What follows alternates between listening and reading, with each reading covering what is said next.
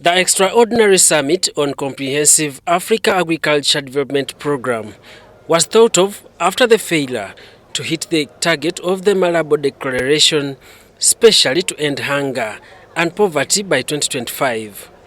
In the scorecard of 7.8 out of 10, only 18 countries had achieved at least 5 out of 10, which called for a comprehensive review of the strategies, hence the Caadp Kampala Summit.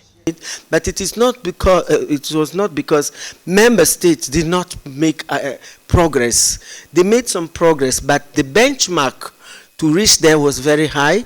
The leaders were cognizant of the economic shocks like COVID-19 pandemic, conflicts and climate change, and thus adopted a theme dubbed Sustainable and Resilient Agri-Food Systems for a Healthy and Prosperous Africa to change the narrative. This is a six-fold strategy prepared to transform Africa's agri-food systems, including 1. Intensifying sustainable food production, agro-industrialization and trade.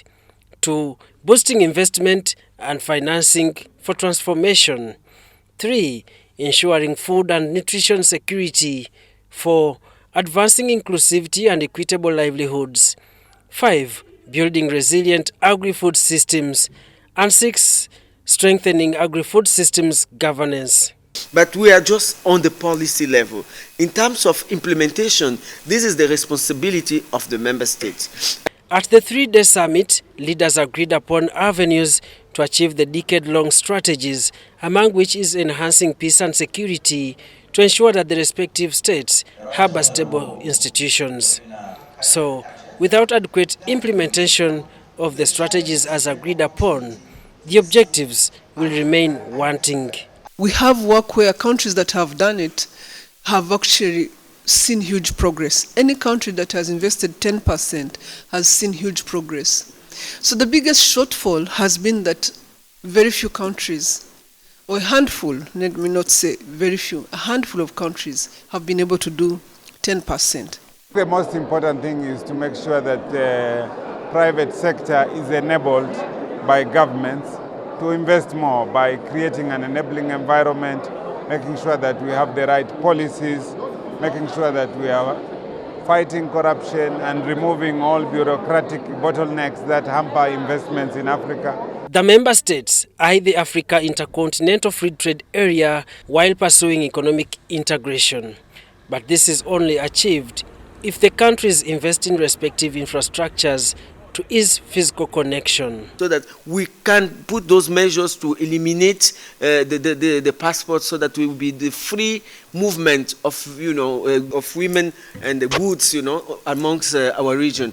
If you look at the West Africa, this thing doesn't exist. They have already got a very good integration. They have the same currency. They don't need visa to travel. They travel with this thing among that region.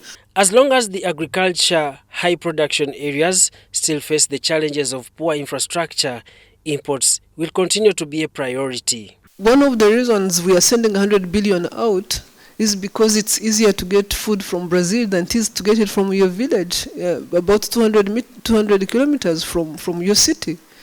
It is on record that 30% of farmers' produce is lost on the fields, calling for the political will and commitment to change the narrative. The businesses that have done well are the businesses that have figured out how to make a value chain work for every player in the value chain. Because if I'm not profitable, I'll be the weakest link. So today, most of our value chains are weak because the weakest link is the farmer. If I'm in the business and I'm not profitable, I'm not going to do what is expected, right? It is also important to ensure that the agricultural practices are intentional, such that the market does not reject the produce.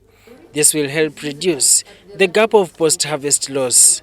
I have innovated the word Yumalaga do everything. So Yumalaga produce. Is that your own creation? It is my own creation, Yumalaga do. So you have not organized your production. You have not complied to the standards and requirements of the market. You get. So by the time you get to the market, your produce is rejected. So we lose the produce in that case. Farmers need extension, but that extension should not be generalized extension. It has to be specialized extension that is the product focused, that is the market focused, not this wara all over the place. Caadp leaders also called for avenues of making sure that farmers are more resilient by creating mutual relationship with the authorities and understanding the needs of the farmers. We've always come at this smallholder farmer problem from a perspective of being very solution oriented, in the sense that we provide a solution, and the solution is based at what we do well, not what the farmer wants. We've figured out to focus on what the farmer wants and what the farmer needs to transform his livelihood.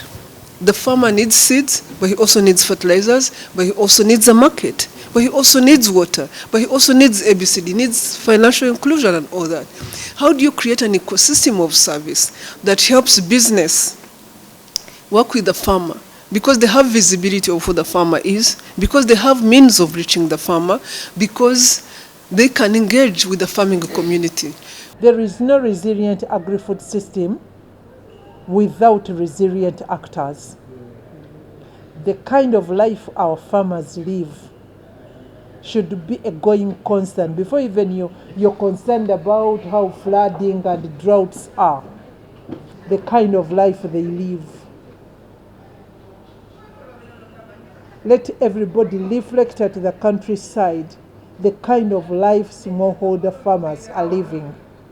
Those are not the lives they lived in the olden days of our grandparents. The respective member states need to integrate the Caadp strategies into their respective national development plans to ensure that the objectives are reached at. How are we resourcing these interventions, and how are we expanding outreach and service delivery on purpose?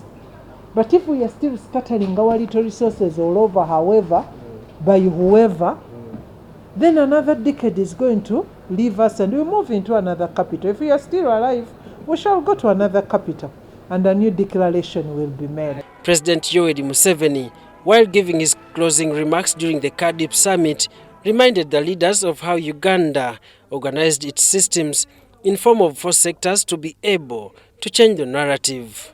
So we identified the 4 sectors: commercial agriculture, manufacturing, services, tourism, hospitality, professional services, and later on another sector, ICT.